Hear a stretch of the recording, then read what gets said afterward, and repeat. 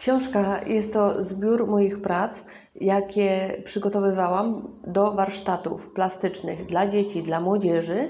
Tutaj ujęłam w książce te wszystkie rzeczy, które na co dzień zajmuję się warsztatowo.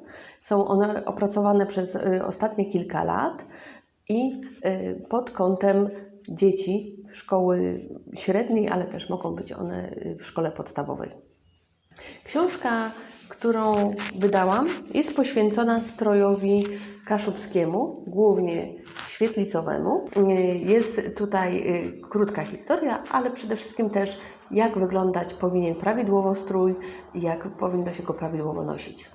Książkę tę adresuję właściwie do wszystkich i do indywidualnych osób, czyli mogą to rodzice z dziećmi, samodzielnie dzieci korzystać z niej, ale również do szkół z językiem kaszubskim, gdzie również prezentowane są tutaj słowa w języku kaszubskim, do szkół, które interesują się regionem, kulturą i tradycją Kaszub. Panowie na Kaszubach mają kapelusze. Jakie? Z jaką wstążką? Czerwoną wstążką. Buty, takie kozaki, tak. I białe spodnie. Na podstawie tej książki stworzyłam warsztaty, które nazywają się Kolorowe Kaszuby i głównie obecnie korzystały z tego szkoły z językiem kaszubskim.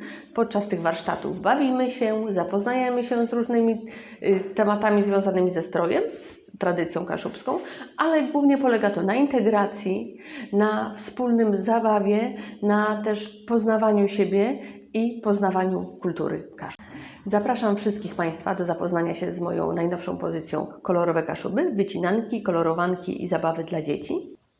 Podczas tworzenia tej książki myślałam o dzieciach, które chciałyby coś poznać bliżej z tematyki tutaj naszej lokalnej, nie tylko kaszubskiej, ale po prostu pomorskiej, żeby mogły w sposób przyjemny i zabawowy czegoś nowego się dowiedzieć, ale też po prostu miło spędzić czas.